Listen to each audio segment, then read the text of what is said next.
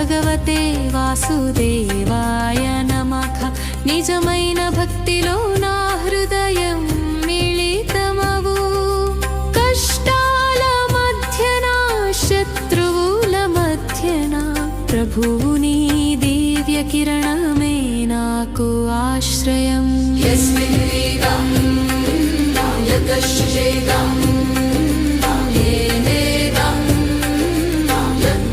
Say